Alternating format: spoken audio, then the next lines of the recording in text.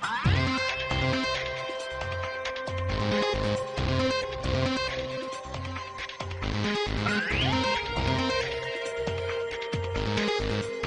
what you're looking at right there is not a micro four thirds camera. It is not an SLR. It is something completely different. Today we're looking at the Samsung NX10.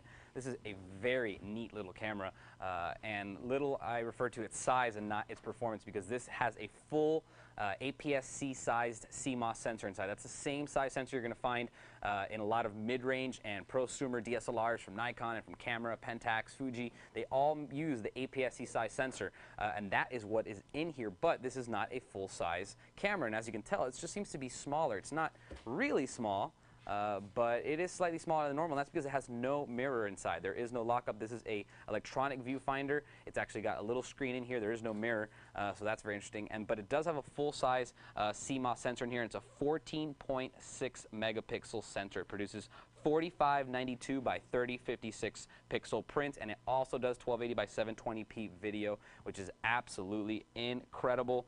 This thing is out of control now. This is, again, basically a DSLR camera, so it does have detachable lenses. As you'll see here, you can replace these. Now the one that comes with in this kit is the 18-55. It's got a maximum aperture value of f3.5 on the wide end, and it goes all the way to f5.6 on the long end. As you can see here, it does have image stabilization, so that's going to give you a few stops of blur control if you're shooting at a really low shutter speed. This thing can go as low as 30-second shutter speeds. It can go as high as 1/4000th of a second, so it is a full-on camera. And there are other lenses that you can buy for it. Now, it does use an NX mount, which is a proprietary Samsung mount, but they already have a 30mm f2 lens as well as a 50-200 f4 to f5.6 lens, which is really awesome. Plus, they sell adapter rings, so you can put any type of lens on here. You can put a Canon lens on here, or a Nikon lens, or other types of different lenses from different manufacturers. So that's all very, very cool. As far as features go, all the things you're going to expect in a regular camera are going to be on here on an SLR. And there's a couple interesting options that are on here. First of all, when you use the camera in normal mode, it's automatically going to use the electronic viewfinder on here. It's a 3-inch electronic viewfinder. It's 921,000 dots, and it's an AMOLED display. So it looks incredibly sharp. It works incredibly well outdoors, and that's important because the majority of the time you're going to be using this to compose your shots. But when you want, you can also look inside the viewfinder. The viewfinder won't turn on. There is no mirror in there, so you're not seeing a live image. You actually see a little screen in there going through a diopter, and the only way that turns on is when you actually put your eye up to it. It's got a little sensor there, and as soon as you come up to the sensor and you put your eye up to it, the inside is going to turn on.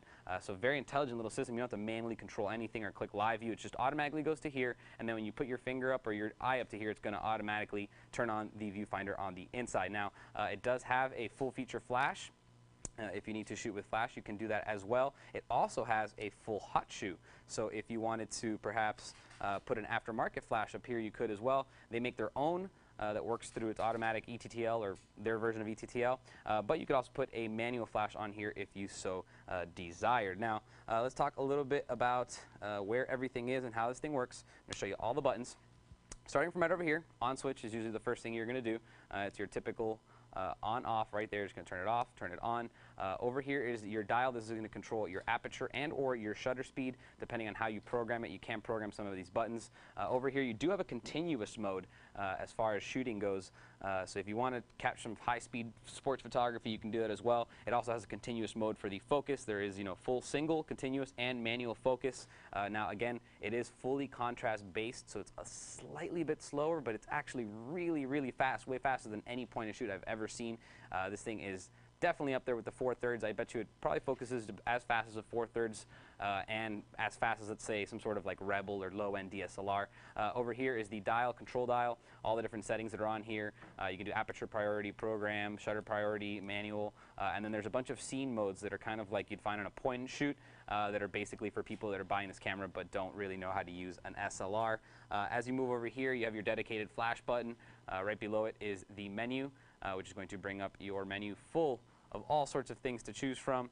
So very nice, lots of stuff you can go through here, your drive, your AF lamp, all your quick view settings and sensor cleanings and all the stuff that you can do, change the megapixel. Now, ironically enough, this is a smart menu. So right now, I'm in smart mode. If I go over to manual, and I hit the menu again, you're going to see now there's a lot more options. So it's very intelligent as far as how the menu system works. See, now I can control all of the menu features. Also dedicated buttons over here for white balance, switching between autofocus and manual focus to adjust your ISO, as well as to adjust your metering from center to evaluative or several other types. You have a dedicated playback button as well as a dedicated delete button, which are really nice. Function key and a display, which is going to actually give you different amounts of information on the display. There it is. You see your exposure and your f-stop at the bottom.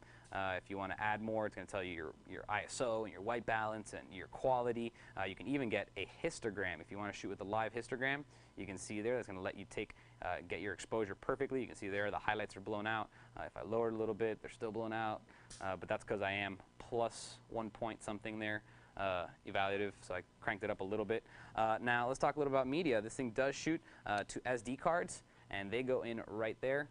You can do whatever size cards you want. SD and SDHC are both going to fit. It's got a nice little battery down here at the bottom. Go ahead and open this for you. Whoops.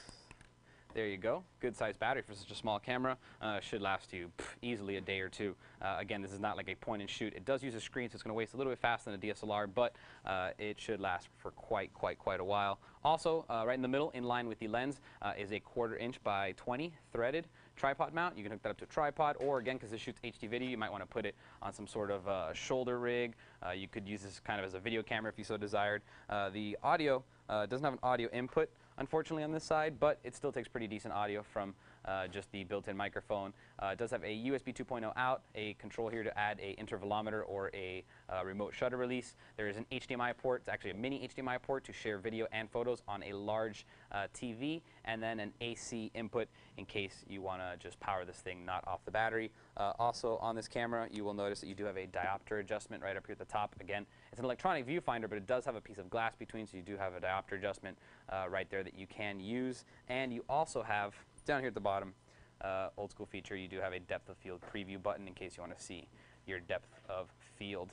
And that's basically the entire camera. This thing is really cool, and I really want to play with it, so I'm going to go outside and take some pictures. If you guys have any questions, feel free to email me, and I'll see you guys next time. For more information on the Samsung NX10 camera, type in S203-2940 into any major search engine.